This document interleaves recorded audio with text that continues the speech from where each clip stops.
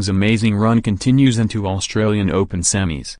Melbourne, Australia. Hyeon Chung has reached the semi-finals of a Grand Slam for the first time, following up his upset victory over six-time Australian Open champion Novak Djokovic in the fourth round with a 6-4, 7-6, 5, 6-3 win Wednesday over Tennys Sandgren.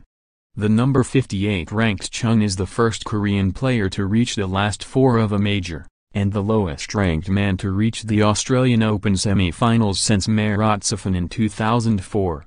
After taking out number 4 Alexander Zverev and 12-time major winner Djokovic in back-to-back rounds, Chung could next face defending champion Roger Federer for a spot in the final.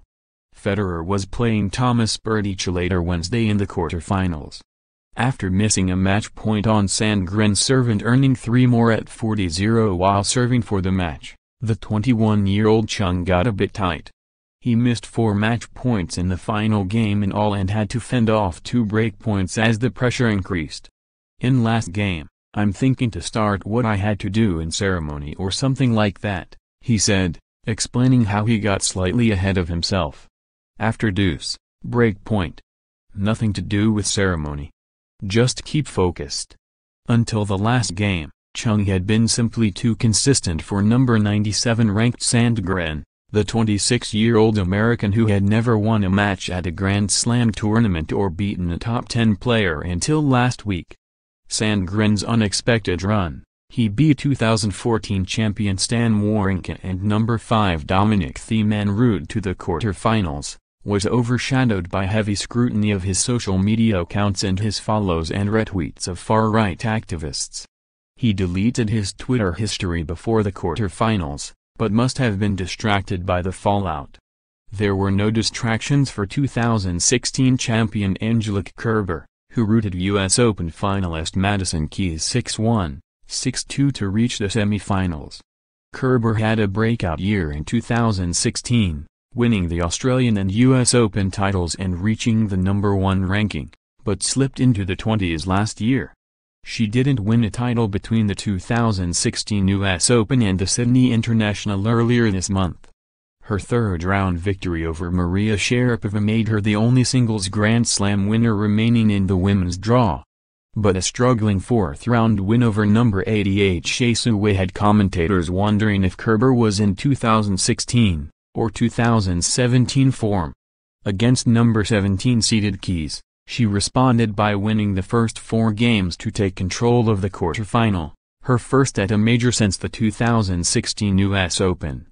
Keys held in the 5th game of the first set, but Kerber went on another roll to lead 3-0 in the second set. Keys slowed the momentum by holding and then getting her first service break of the match, but Kerber responded quickly to finish it off in 51 minutes. She broke Keys 6 times in the match and now owns a 7-1 record against the American. "I'm just trying to enjoy myself again on court," Kerber said of change of fortunes. "I know that I was working hard in the off-season, and I know that I can play good matches. I know that I can win close matches and also, going out there and playing good in the bigger tournaments. I just try to find the feeling back that I had, like 2016, and just enjoying my time. I mean, on and off court." For Keys, it was another disappointing loss in a major. She lost the U.S. Open final to Sloane Stephens last September but said she was learning with every experience in the majors. "I'm not going to walk away from this tournament and think it was terrible because I had one bad match," Keys said. "I definitely think I have taken a lot of steps in the right direction and feel good about my game and feel like I'm thinking a lot clearer out there. I think it's just going to take a little bit of time."